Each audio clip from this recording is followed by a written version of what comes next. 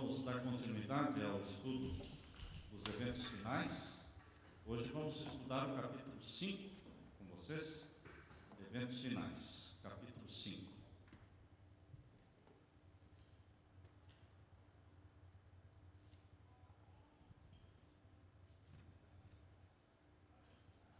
Fala sobre a vida devocional do remanescente. Nós destacamos aqui alguns pontos nesse capítulo 5.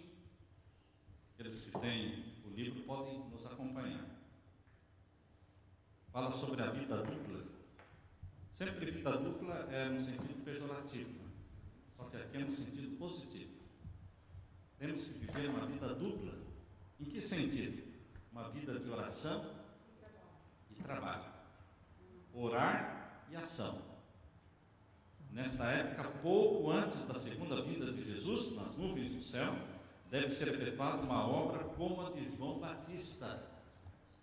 Deus chama homens que preparem um povo para permanecer em pé no grande dia do Senhor.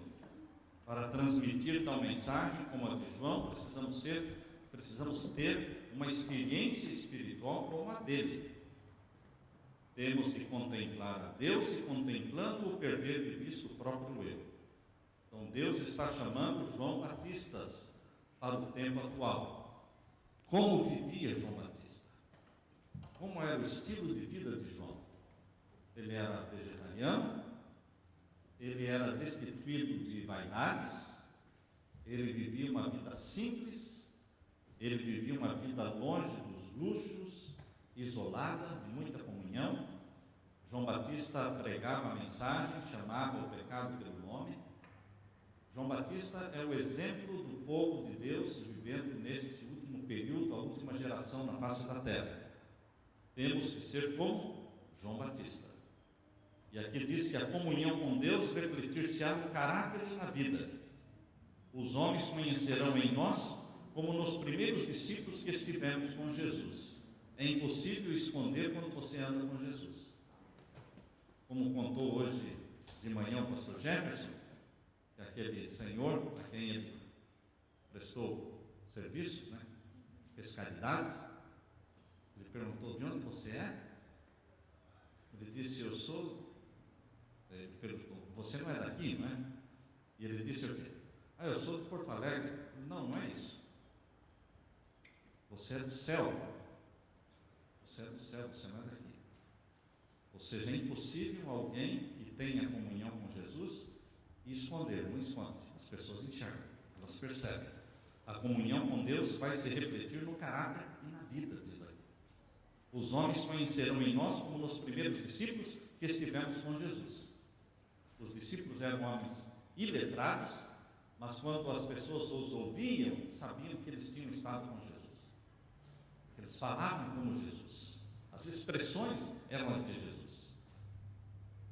Eis o que dá ao obreiro um poder que nada mais será capaz de comunicar. Jamais deveremos permitir ser privados de tal poder. Carecemos de viver uma vida dupla, vida de pensamento e de ação, de silenciosa prece e de infatigável trabalho. Como diz no outro livro, Ellen White fala que Jesus, ele vivia uma vida dupla, porque a vida dele estava dividida entre o monte da comunhão e o convívio com a multidão. Se ele não estava no monte da comunhão, ele estava no meio da multidão, servindo a multidão. Então, ele vivia uma vida de oração e de ação. Exatamente, oração e esforço. Esforço e oração serão a ocupação da vossa vida. Deveis orar como se a eficiência e o louvor fossem todos atribuíveis a Deus, e labutar como se o dever fosse todo vosso. Ninguém sem oração se encontra livre de perigo durante o dia, um dia ou uma hora que seja. Sem oração, não estamos protegidos. Seja o pastor, seja membro, seja ancião, seja quem for. Sem oração, estamos com a guarda baixa. E o inimigo vai nos acertar. Ele vai nos acertar. Aquele que nada faz se não orar, em breve deixará de orar. Se você só ora, mas não faz nada, você finalmente vai deixar de orar, porque vai ficar boring. Uma vida de oração sem ação fica boring. Você não vê resultados, não acontece nada, você desiste de orar. Então tem que ter ação. Orar, mais ação. Os homens devem estar agora firmemente arraigados em Cristo, do contrário, serão extraviados por algum aspecto do erro. Far-nos-ia bem passar diariamente 1 hora a refletir sobre a vida de Jesus. Quanto tempo diariamente? Pelo menos 1 hora. É muito? 1 hora passa muito rápido. 1 hora passa muito rápido. Hoje eu acordei às 4h30 e quando percebi já era 8h45. Tive que correr. E olha que eu não estava preparando o sermão. Não estava preparando, porque hoje eu não preguei aqui. Mas então, passa muito rápido 1 hora. Você vai cantar, você vai ler a sua Bíblia, você vai orar. 1 hora voa. Então aqui ela diz: far-nos-ia bem passar diariamente 1 hora a refletir sobre a vida de Jesus. Deveremos tomá-la ponto por ponto e deixar que a imaginação se apodere de cada cena, especialmente as finais. É aí que entra o livro desejado de todas as nações, para que você dedique tempo para meditar em Jesus. Mergulhe na vida de Jesus. Dê aquele mergulho. Você se desliga. Por isso, se você tem crianças em casa, você tem que fazer isso antes das crianças acordarem. Ou você tem que fazer isso depois que as crianças forem dormir. É bom colocar as crianças dormir assim 7 horas, 7h30, já na cama. Porque aí, até às 10 da noite, você tem aí tempo para respirar, meditar, ler, vida, vida conjugal e tudo mais. Então, aqueles que têm crianças sabem que eu estou falando, é verdade. Precisa mesmo. A única defesa contra o mal é Jesus habitar no coração mediante a fé em sua justiça. Como é que você pode se proteger contra o mal? Lutando contra o mal? A luta contra o mal é uma luta perdida. É a luta que todo mundo luta. Luta para não pecar, luta para não fumar, luta para não ver isso, luta para não pensar naquilo, luta para não comer aquilo. É a luta que todo mundo está lutando, mas é a luta fracassada. Perdida. Não vai chegar a lugar nenhum. Qual é a luta que vence o mundo? A única defesa contra o mal, a única, não tem outra, é Cristo habitar no coração mediante a fé em sua justiça. E como é que você faz Cristo habitar no seu coração? Meditando nele. Você tem que intensificar o tempo da luta da fé, da comunhão, para entesourar Jesus no coração. E o mal deixa de ser atrativo. Como é que a pessoa, por exemplo, se a pessoa, vamos supor que a pessoa gosta de assistir uma novela, e ela fala, não vou mais assistir novela, né? Mas fica aquela vontade. Como é que vai desaparecer aquele desejo? Comungando, tendo comunhão com Jesus. Quanto mais comunhão você tiver com Jesus, quando você liga a televisão e vê algumas cenas, aquilo fere você. Você desliga. Você se sente mal com aquilo. Porque a sua mente está impregnada com o Espírito de Cristo. Não é lutar contra o pecado, é lutar para passar mais tempo, pelo menos 1 hora por dia, em comunhão com Jesus. Lendo o quê? A Bíblia, desejado de todas as nações, oração e louvor. Ainda diz aqui nessa página, diz assim: sem uma ligação vital com Deus, pela entrega de nós mesmos a Ele, momento a momento, seremos vencidos. Sem conhecimento pessoal com Cristo e constante comunhão, achamos-nos à mercê do inimigo e havemos, afinal, de fazer-lhe a vontade. Então, o segredo é a comunhão. Cristo e Ele crucificado eis o que deve constituir o tema das nossas meditações, de nossas conversas e de nossas mais gratas emoções. É Jesus. Tudo é Jesus. Meditar nele, pensar na vida dele, como ele tratava as pessoas, como ele reagia diante de situações adversas. Mais embaixo, na mesma página, diz: o coração humano não conhecerá felicidade enquanto não se submeter a ser moldado pelo Espírito de Deus. Felicidade só existe em Jesus. Pessoas que vivem sem Jesus podem ter dinheiro, podem ter mansão, podem ter carros lindos, aparência de felicidade, mas não têm felicidade. Mediante a influência do Espírito de Deus, a inimizade para com Deus é mudada em fé e amor, e o orgulho é transformado em humildade. Mais embaixo, na metade da página, diz: o Espírito nos ilumina as trevas, informa a nossa ignorância e ajuda-nos em nossas múltiplas necessidades. Se não temos desejo de orar, diz aí, nem desejo de comungar com aquele que é a fonte de força e sabedoria, o Espírito não habita em nós. Mas a gente tem que fazer mesmo sem vontade. Não se deixe dominar pela: eu não estou com vontade. Começa fazendo sem vontade mesmo. Ore mesmo que seja sem vontade, leia a Bíblia mesmo que seja sem vontade. É assim mesmo.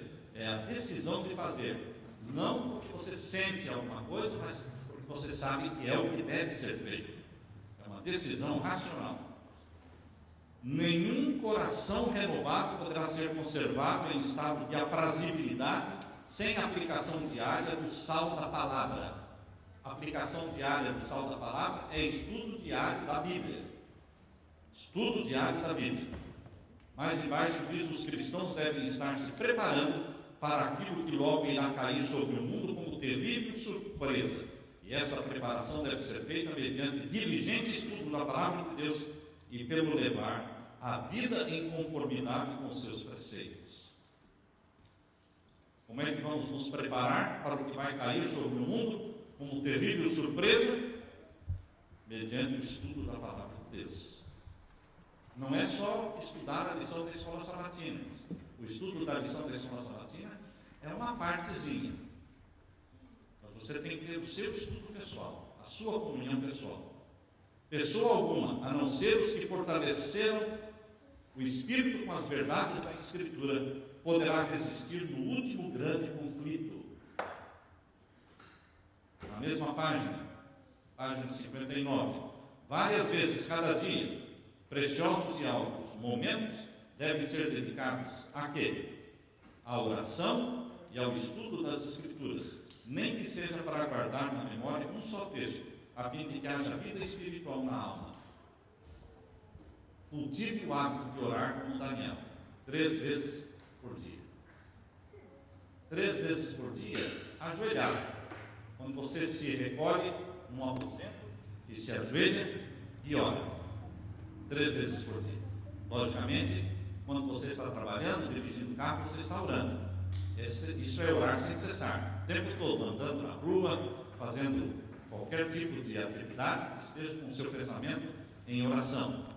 Mas 3 vezes por dia, você se isola num lugar, se ajoelha e adora o seu Deus. Ora o seu Deus. É assim que Daniel fazia. É assim que você vai edificar um muro de passagens bíblicas ao vosso redor, decorando cada dia um texto ou outro texto, 2, e vereis que o mundo não poderá demoli-lo. Esse muro que você constrói ao seu redor, feito de passagens bíblicas, cada verso que você decora é um tijolo que você está construindo um muro ao seu redor, de proteção contra Satanás. Entesourai as Escrituras na memória e retrucai então a Satanás quando ele vier com as suas tentações. Como você responde? Está escrito. Foi dessa maneira que nosso Senhor enfrentou as tentações de Satanás e resistiu a elas. Cada verso que você decora e memoriza é um tijolo que você coloca num muro de proteção ao seu redor. Nossa proteção é a Bíblia. Foi a proteção de Jesus. Pendurai as preciosas palavras de Cristo na galeria da memória. Pendurado na galeria da memória, versos da Bíblia. Elas devem ser muito mais apreciadas do que o ouro ou prata. Ao trabalhar, tenham com vocês uma Bíblia de bolso. Bíblia de bolso. E aproveitem toda oportunidade para entesourar na memória suas preciosas promessas. Quando der um tempo, você o quê? Pega a Bíblia e memoriza alguns textos da palavra de Deus. Chegará o tempo em que muitos serão privados da palavra escrita, não terão mais a Bíblia nas mãos. Se, porém, essa palavra é gravada na memória, ninguém poderá tirá-la de nós. Se ela estiver gravada na nossa mente, ninguém vai tirar de nós. Mas vai chegar um momento que eu não vou ter mais Bíblia na minha mão, só na minha cabeça. Você não vai ter mais na mão Bíblias para ler, só na cabeça. E quem não guardou nada na cabeça? E se você diz, pastor, mas eu leio, não memorizo. Não se preocupe, continue lendo. Continue lendo. O Espírito Santo vai trazer à sua memória aquilo que você leu, no momento certo. Isso é trabalho do Espírito Santo. O seu trabalho é ler, pensar naquilo que está lendo. Mas trazer à memória aquilo que você leu é obra do Espírito Santo. Estudem a palavra de Deus, entesourem na memória suas preciosas promessas, para que quando formos privados de nossas Bíblias, ainda estejamos de posse da palavra de Deus. Memorizar. Assim como a gente decora letras, né? Você pode decorar versos da Bíblia. Crianças decoram com facilidade. Com facilidade. Aí na página 60 agora vem sobre Apocalipse 14 e a mensagem dos 3 anjos. Vejam o que Deus fala sobre a mensagem dos 3 anjos. Nesses últimos dias é nosso dever determinar o pleno significado das mensagens do primeiro, do segundo e do terceiro anjo. Esse é o dever de cada membro da igreja. Saber o significado da primeira, da segunda e da terceira mensagem angélica. Qual é a primeira mensagem angélica? Temer a Deus e dar-lhe glória, porque vinda é a hora do seu juízo. E adorai aquele que fez o céu, a terra, o mar e as fontes das águas. Entendemos nós a mensagem do primeiro anjo? Temei a Deus e dar-lhe glória, porque vinda é a hora do seu juízo. Entendemos a mensagem do primeiro anjo? Quem está sendo julgado no juízo celestial? Em princípio, o juízo celestial foi montado por causa de um réu chamado Deus Pai. Por causa do réu Deus Pai, que foi o primeiro ser acusado no universo, foi montado uma corte celestial. Por isso é chamado seu juízo. Chegou a hora do seu juízo, em que ele vai ser julgado. E quem é o juiz? O Filho, Jesus, o leão da tribo de Judá. E quem é o advogado? Jesus, o leão da tribo de Judá. E como é que ele defende o Pai das acusações de Satanás? Usando a vida dele, do Filho unigênito de Deus, e usando a vida de todos os outros filhos e filhas de Deus, como José, como Jó, como Jacó, como Daniel, como você, meu querido irmão. Jesus vai usar a sua vida para defender o Pai. Por isso, é o juízo dele, para reivindicar o caráter de justiça de Deus, reivindicar a santidade de Deus e a santidade da sua lei. Essa é a primeira mensagem angélica. Quando começou o juízo celestial, 22 de outubro de 1844. O que aconteceu no dia 22 de outubro de 1844? Jesus esteve atuando como sacerdote e mediador nosso desde o ano 31 até o ano de 1844. Em 1844, ele entrou para o lugar santíssimo, recebeu o livro selado com 7 selos da mão do Pai, livro que o Pai não podia abrir, E João começou a chorar porque ninguém podia abrir o livro. Então, Jesus entrou à presença do Pai, pegou o livro que o Pai tinha na mão e que não podia abrir. E Jesus começou a abrir o livro selado com 7 selos. E quando ele começou a abrir o livro selado com 7 selos, houve uma explosão de louvor no céu. Por que explosão de louvor? Porque agora o Pai está sendo defendido, justificado das acusações que um dia foram feitas por Satanás contra o governo divino. Queridos, por isso nós temos que entender a mensagem do primeiro anjo, que diz respeito ao seu juízo, que começou em 1844. Usando primeiramente, começou com os mortos, com o nome dos mortos, começaram a ser julgados, e o caráter de Deus sendo justificado através de Adão, através de Abel, através de que veio, todos os mortos sendo julgados. Agora vai passar para os vivos, o juízo dos vivos ainda vai começar. O juízo dos vivos vai começar quando sair o decreto dominical. Ok? Esta é a mensagem do primeiro anjo. Aqui diz: nestes últimos dias é nosso dever determinar o pleno significado das mensagens do primeiro, do segundo e do terceiro anjo. Agora, qual é a mensagem do segundo anjo?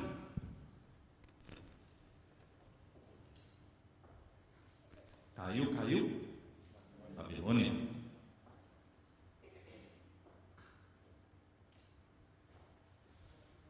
Caiu, Babilônia. Aquela que deu a beber a todas as nações do vinho da sua ira. Quem é Babilônia? Roma. Igreja romana. Agora, queridos, em 1844, quando foi soada a mensagem caiu, Babilônia, Babilônia já estava caída há muitos anos. Desde quando Roma é uma igreja caída? Quando é que a igreja cristã, a principal igreja cristã era de Roma, a maior da capital, a maior cidade era Roma. Quando é que a igreja cristã de Roma caiu? Foi no quarto século. No tempo do imperador Constantino. Dali para cá, a igreja cristã se tornou romana. Igreja apostólica, Igreja católica apostólica romana. No quarto século que ela se tornou romana. Então, desde o quarto século, a igreja de Roma está caída. Mas como é que em 1844 diz caiu Babilônia? Ali está se referindo às filhas de Babilônia.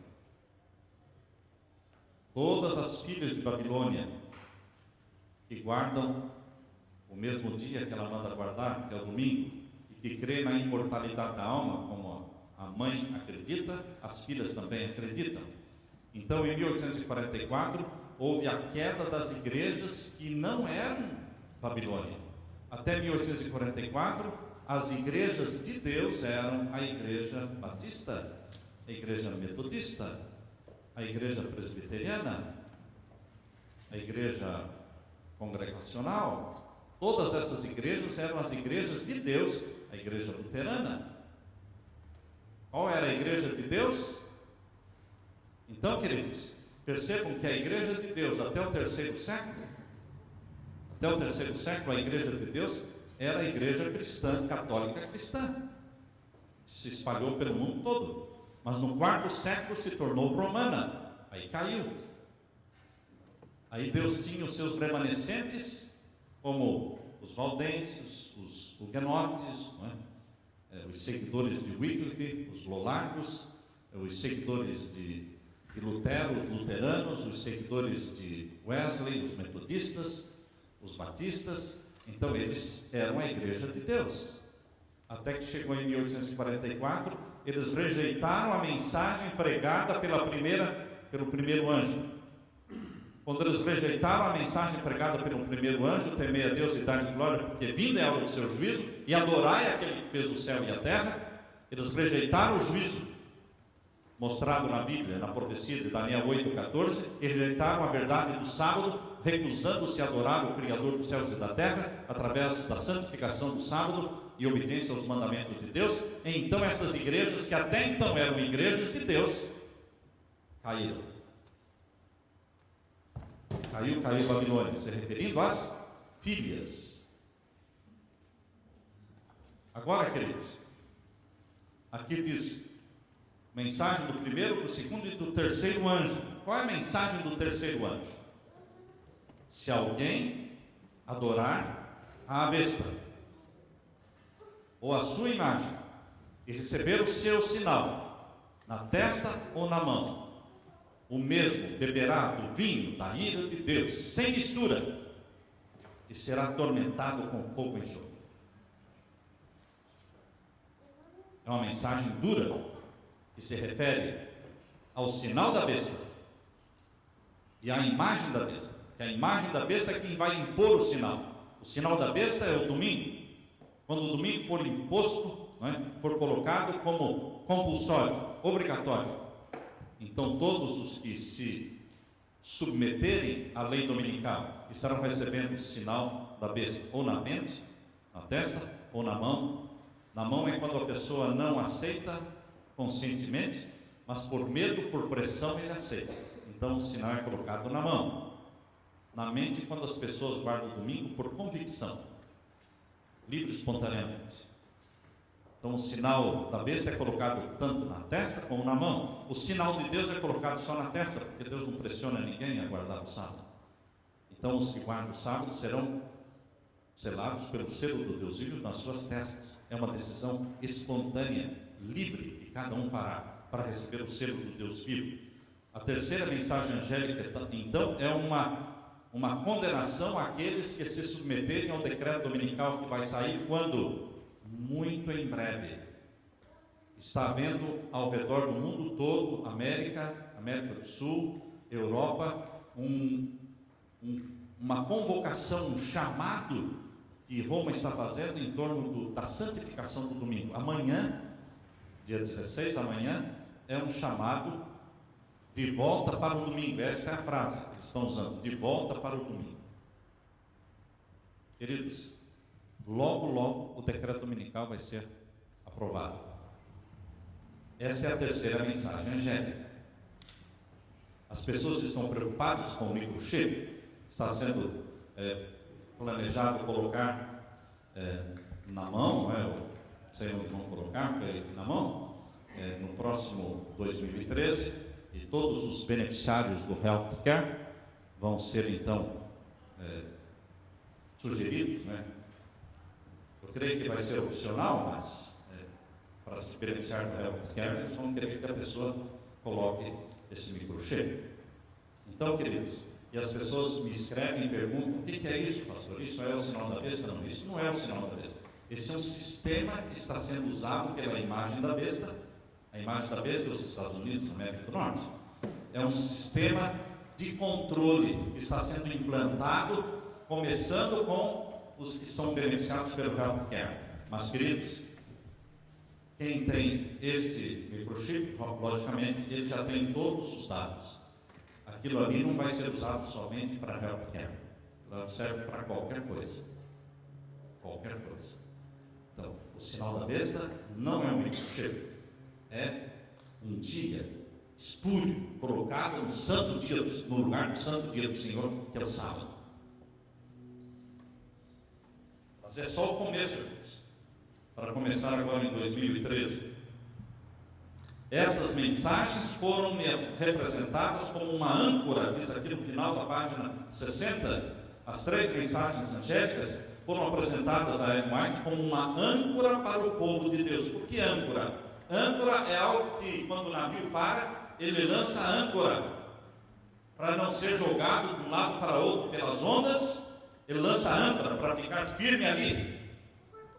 Queridos, o que nos mantém firmes na fé, para não sermos levados por qualquer vento de doutrina errada, é a mensagem dos três anjos. Essa é a âncora que vai nos manter firmes. Por isso temos que entender essas mensagens.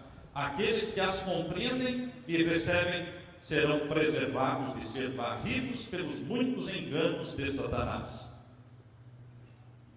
Na página 61, no meio da página, diz: o homem não tem poder para se libertar a si mesmo da armadilha de Satanás. Não tem poder. Aquele que se acostuma a questionar, duvidar e criticar, se fortalece na incredulidade. Há pessoas que têm costume de ficar questionando, duvidando, e ele está se fortalecendo na incredulidade. E ele não vai ter poder para resistir às tentações de Satanás.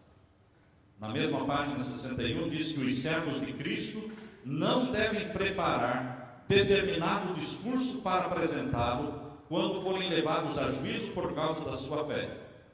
Devem preparar-se dia a dia, entesourando no coração as preciosas verdades da palavra de Deus, alimentando-se dos ensinos de Cristo e fortalecendo sua fé pela oração.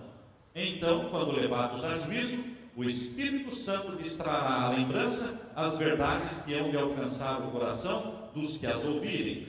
Qual relâmpago, trar-lhes a Deus à memória, justo quando for necessário, o conhecimento obtido mediante diligente exame da palavra divina.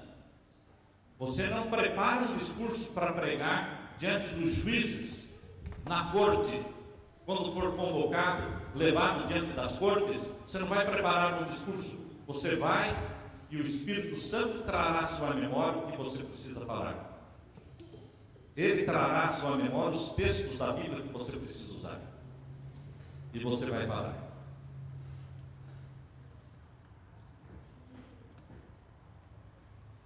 Os servos de Cristo não devem preparar determinado discurso para apresentá-lo quando forem levados a juízo por causa da sua fé. Agora, se você não lê, se você não estuda, o Espírito Santo vai ajudá-lo a se lembrar de quê? De nada. De nada. É igual numa prova. A pessoa que, na hora da prova, ele faz uma oração, mas ele não estudou. Ele faz uma oração para se lembrar do quê? Se ele não estudou, se ele não se preparou para o exame. Ele tem que estudar, ele tem que se preparar. E na hora do exame, o Espírito Santo trará à mente da pessoa aquilo que ela estudou.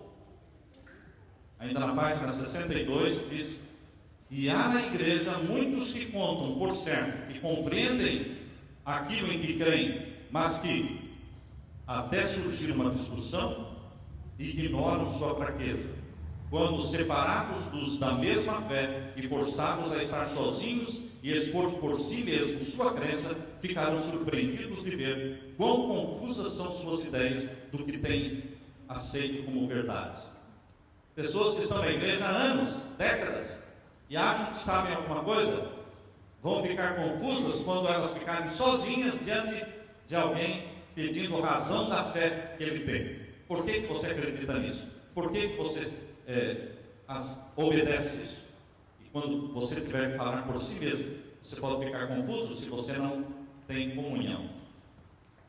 Fizemos essa experiência foi no ano, 2, 3 anos atrás, lá no Meniquei, montaram lá um julgamento.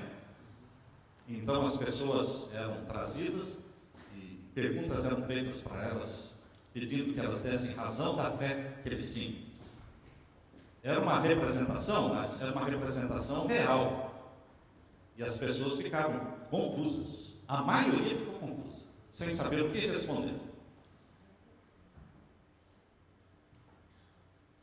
Na página 62 diz que o coração deve ser purificado de toda contaminação moral, controlar as faculdades morais. Poucos compreendem, diz aí, que é dever exercer domínio sobre seus pensamentos e imaginações.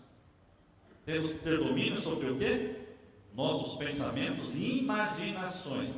A mente humana é muito fértil para imaginar coisas impuras. Impuras. Sabe quando é que a gente começa a imaginar coisas impuras? Quando fica com a mente desocupada. Qualquer pessoa, velho, jovem, casado, solteiro, quando fica com a mente desocupada, começa a pensar coisas impuras. Então nós não podemos ficar com a mente desocupada. Os homens têm um problema muito sério quanto a isso. Porque dizem que o homem tem uma caixinha no cérebro que chama-se caixinha do nada. O homem consegue ficar sem fazer nada. na frente da televisão, o que está fazendo? Nada. Ele consegue ficar sem fazer nada. A mulher já tem mais dificuldade de ficar sem fazer nada. Eu dou graças a Deus, porque eu não tenho essa caixinha. Eu não tenho essa caixinha do nada. Eu quero ficar sem fazer nada, não. Para mim, fazer nada é ler. Eu quero ler. O meu lazer é ler, estudar. Eu fico nervoso, fico chateado quando eu não consigo ler e estudar. Aí que eu fico mal mesmo. Para mim, eu perdi o dia. Perdi o dia se eu fiquei só na praia. Perdi o dia se eu fui passear. Perdi o dia. Se eu não conseguir ler, aprender alguma coisa nova da palavra de Deus. Então, irmãos, a mente desocupada é a oficina de Satanás. Nós não precisamos de mente desocupada. Nós precisamos ocupar a mente com coisas nobres, com coisas eternas. Se você acostuma sua mente a pensar nas coisas eternas, se você acostuma sua mente a pensar nas coisas elevadas do céu, você se protege. Vejam o que está escrito aqui. Bem lá, mais para a metade do fim da página 62, diz: a mente deve estar preocupada com coisas sagradas e eternas. Estão me acompanhando? Do contrário, nutrirá pensamentos frívolos e superficiais. Mas aquela pessoa tem 86 anos de idade, e daí?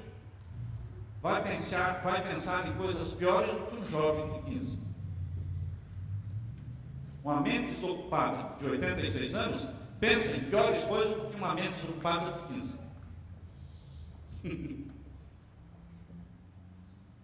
Porque não é a idade, irmãos. É a mente desocupada. E a mente desocupada, quanto mais idade tem, menor é a força de vontade da pessoa. Ela cede mais. A pessoa, com medida que vai ficando mais velho, ele vai perdendo energia. E se ele for acostumado a ficar com a mente desocupada, ele vai começar a ver o que não deveria ver, porque ele não tem força para dizer não. O jovem tem mais força para dizer não nas coisas, para fazer mudanças radicais. Então, quanto mais idade tivermos, mais ocupada deve ser a nossa mente. Com o quê? Com as coisas eternas. Envelhecer com Jesus. Envelhecer com Jesus. Tanto as faculdades morais como as intelectuais precisam ser disciplinadas e se fortalecem e desenvolvem pelo exercício. Grandemente necessitamos encorajar e cultivar pensamentos puros, castos e fortalecer as faculdades morais em vez das inferiores e carnais. Pensamentos carnais, sensuais, eles vêm sem você querer.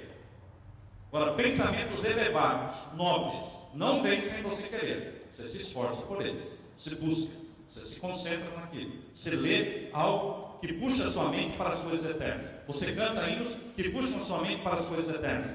Os pensamentos elevados e nobres não vêm naturalmente. Não vêm, porque nós temos uma natureza pecaminosa. Ajude-nos, Deus, a nos despertarmos dos nossos apetites autocondescendentes.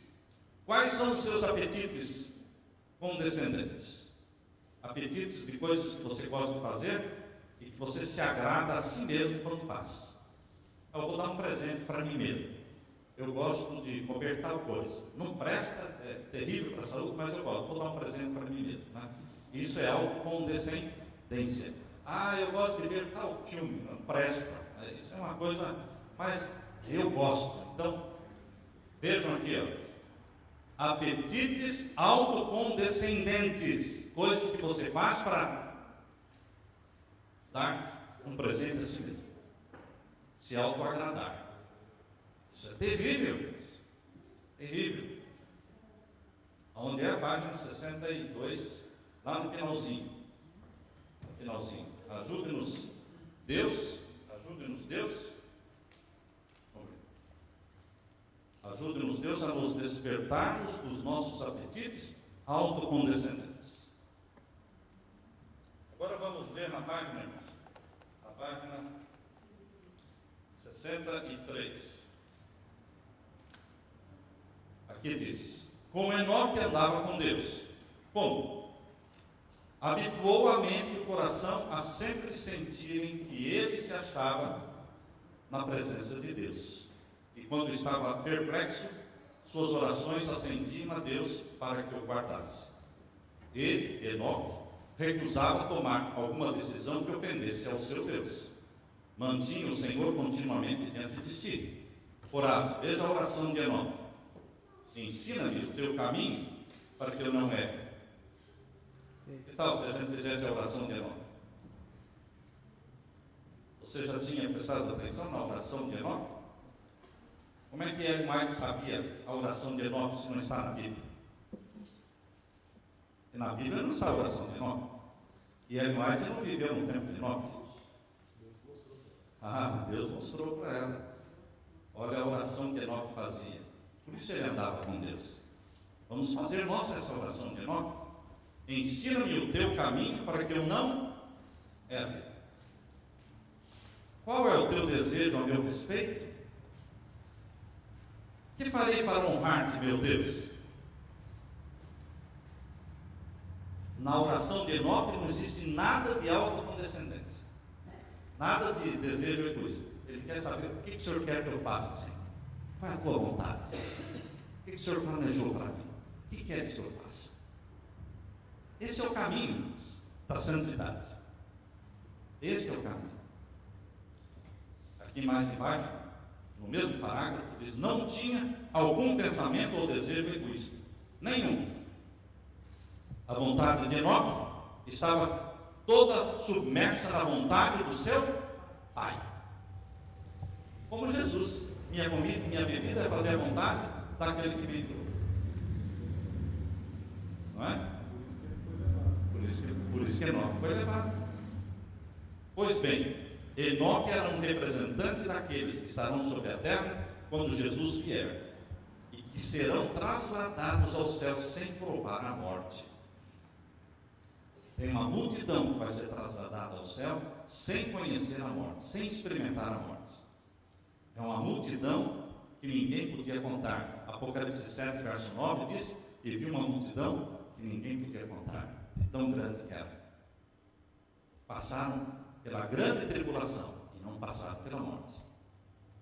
Queridos, Enoque está no céu representando estes que vão ser trasladados sem ver a morte. Aqui bem embaixo, na página 63, diz: nós também podemos permanecer puros e incontaminados. Podemos ou não podemos? Se você pensar que não dá para ficar puro e incontaminado nesse mundo, então a sua luta já está fracassada. Se você estuda para um exame crendo que não dá para passar, você já fracassou. Entende? Aqui diz: nós também podemos permanecer puros e incontaminados. Agora, para eu permanecer puro e incontaminado, eu não posso encher a minha visão e encher os meus ouvidos de coisas impuras. Porque se os meus olhos estão vendo coisas impuras e os meus ouvidos estão ouvindo coisas impuras, como é que eu quero ter pureza e incontaminação? Aí é impossível. Eu tenho que, como diz Ellen White, eu tenho que evitar ler, ver e ouvir tudo que sugira pensamentos impuros. Você passa por um lugar e vê que tem cenas impuras, cartazes coloridos, não é? De mulheres nuas, vestidas indecentemente. Você escolhe olhar ou não olhar. Você escolhe. É um ato consciente que você faz. Se passa alguém correndo na sua frente, não é um ato consciente, porque você não manda em ninguém. A pessoa pode passar pela sua frente. Agora, voltar a cabeça e olhar é um ato consciente. Ou aquela segunda olhadela, né? É um ato consciente. Você tem que tomar uma decisão de ser puro. E você diz: eu quero o céu. Quando passa alguma coisa, uma tentação, e você é tentado a olhar de novo, você repete: eu quero o céu, Senhor. Segue em frente e não olha para trás. Satanás fica desenchavido porque viu que não funcionou. Não funcionou. O que vai funcionar? Ele vai tentar outras coisas. Mas você deve continuar com os pensamentos no céu. Eu quero o céu, Senhor. Lembrar-se, você tem que lembrar alguma coisa do passado, irmãos. O bom é não lembrar do passado. Paulo disse: esquecendo-me das coisas que para trás ficam. Passado é esquecer. Mas se você quer lembrar alguma coisa do passado, eis o que você deve lembrar. Está aí, na página 63. Ao recapitular a nossa história passada, havendo revisado cada passo de progresso até o nosso nível atual, posso dizer: louvado seja Deus. Ao ver o que o Senhor tem efetuado, enche-me de admiração e de confiança na liderança de Cristo. E aqui diz: nada temos a temer quanto ao futuro, a menos que esqueçamos a maneira em que o Senhor nos tem guiado e os ensinos que nos ministrou no passado. Às vezes eu lembro do passado, porque me ajuda. Quando você não está vendo luz, parece que está tudo escuro, então você tenta visualizar e lembrar a última vez que você viu a luz. Deu para entender? Quando você está atravessando uma fase escura na sua vida, difícil, que você não está vendo luz, parece que Deus não está te ouvindo, parece que Deus esqueceu você, então você é tentado a duvidar, então você lembra do passado, os milagres que Ele operou na sua vida, em tal dia, em tal hora, em tal lugar, o último dia, você viu a luz de Deus, você teve a confirmação de que Ele estava com você. Então isso traz para você novo ânimo, de que Deus não muda, eu sou o mesmo ontem, hoje e eternamente, então Ele está comigo. Eu não estou vendo, não estou sentindo, mas Ele está comigo, porque Ele esteve comigo. Então o passado me ajuda a permanecer firme. Se você quer lembrar alguma coisa do passado, lembre isso. Você não tem nada que recear quanto ao futuro, a menos que esqueça a maneira em que o Senhor nos tem guiado e os ensinos que nos ministrou no passado. Ainda na página 64, vejam as perguntas que Ellen White sugere que façamos. Estas perguntas: o que eu sou? O que eu sou? Você para se perguntar: o que eu sou? E qual é a minha obra e missão nesse tempo? Qual é a minha missão dentro dessa igreja? O que eu sou aqui? Qual é a missão de Deus para mim? De que lado estou lutando? Do lado de Cristo ou do lado do inimigo? Ah, pastor, não dá para saber. Não dá se você não quer saber. Se você quiser saber, dá para saber. Recapitule a sua última semana. O que você fez na última semana? Você alimentou que natureza? Qual é o alimento que você deu para os seus olhos, para os seus ouvidos? Você dedicou tempo para quê? Aqui, não é? Você pode tirar uma conclusão. De que lado está? Ao lado de Cristo ou ao lado do inimigo? E aqui diz que toda pessoa se humilhe agora diante de Deus, pois agora vivemos realmente num grande dia da expiação.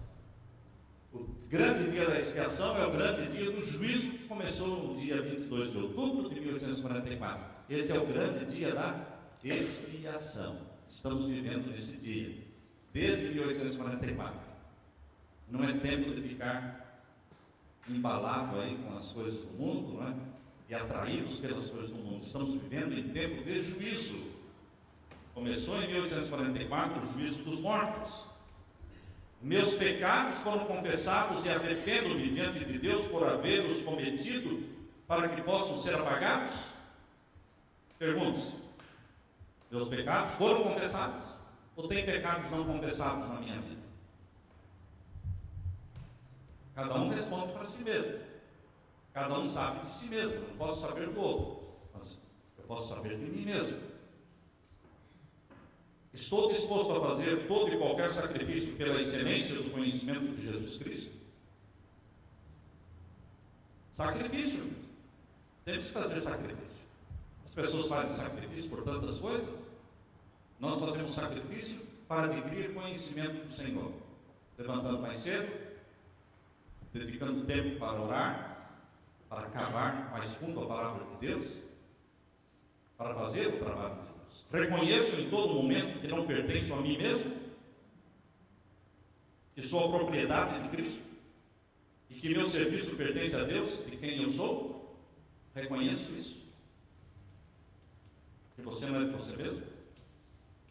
Mas eu vou fazer isso. Você já perguntou para Jesus se Ele quer que você faça isso? Mas eu já decidi fazer. Você é teimoso. Você é teimoso. É um cristão cheio de vontade própria. E o cristão tem que ser cheio de vontades santificadas de Jesus. Não cheio de vontade própria. O cristão cheio de vontade própria não é cristão. Você já perguntou se é da vontade de Jesus que você faça isso? Reconheço em todo momento que não pertenço a mim mesmo, mas sou a propriedade de Cristo, e que meu serviço pertence a Deus, e quem eu sou. Devemos perguntar a nós mesmos: para o que estamos vivendo e trabalhando? Eu vejo as pessoas dando duro, camelando, suando, estressados. Para quê? Querem chegar ou queremos chegar aonde? Qual é o ponto? Qual é o nosso alvo? Eu tenho que fazer uma poupança. Eu tenho que comprar um carro, eu tenho que comprar uma casa. Irmãos, nós devemos ter metas financeiras, sim.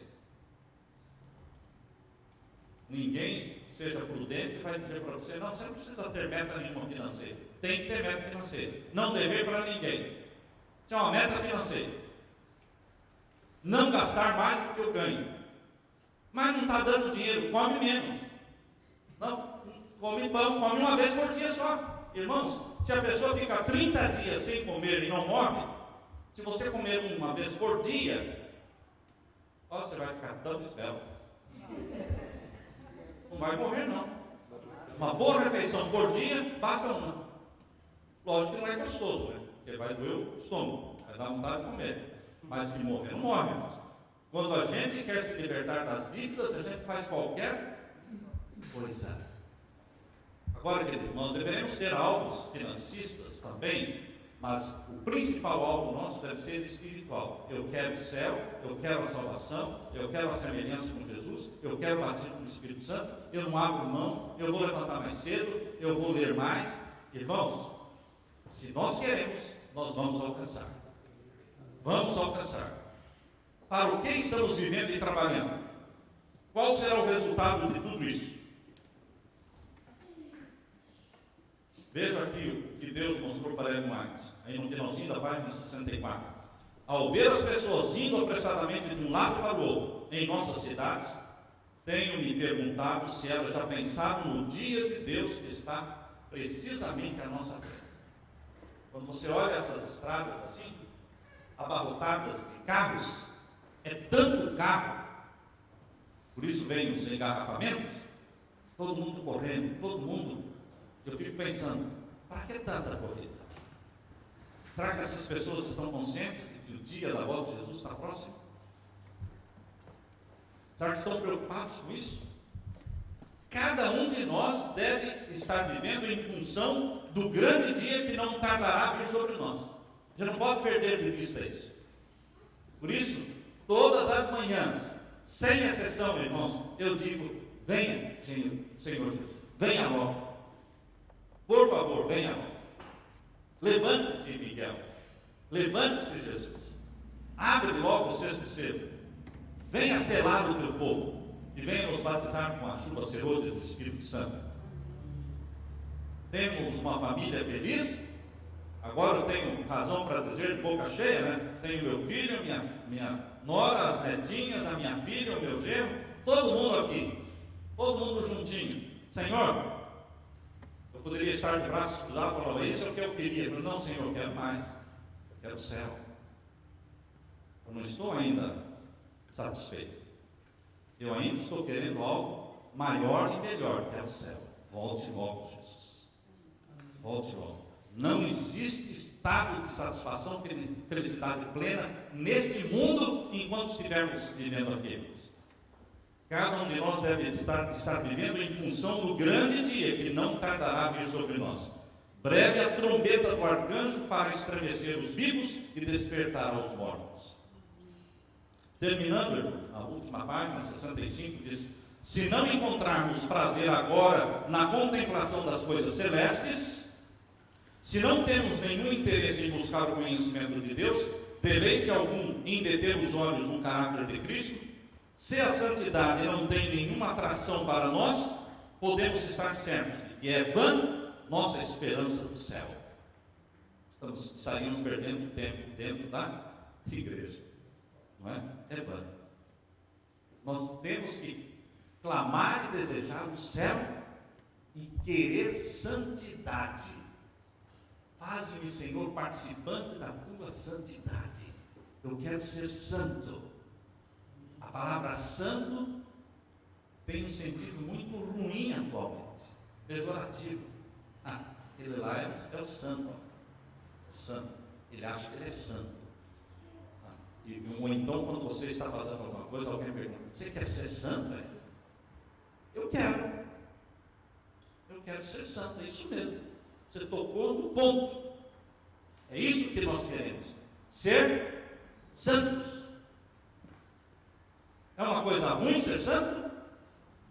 Coisa ruim é ficar pegando o pé dos outros, criticando os outros, arrotando santidade. Isso é coisa ruim. Arrotar santidade é ruim, mas desejar santidade não é ruim. Porque os fariseus arrotavam santidade, mas eram sepulcros caiados, podres, podridão dentro, arrotando santidade e planejando matar Jesus. Imaginem só. Isso é arrotar santidade, mas desejar santidade é o Espírito Santo que coloca esse desejo no seu coração. Desejo de ser santo. Porque o meu Pai Celestial disse: sede santos, porque eu sou santo. Esse deve ser o desejo de toda alma que um dia será levada para o céu com Jesus, para aquele lugar santo, onde habita e mora um Deus santo. É o lugar que Deus está preparando para o seu povo santo. Se hoje você está em paz com Deus, está preparado para receber a Cristo, se viesse hoje, viver em paz com nosso Senhor Jesus. Que Deus dê a você aquilo que você está pedindo, meu irmão. E principalmente que Deus dê a você santidade. Amém? Amém. Deus seja louvado.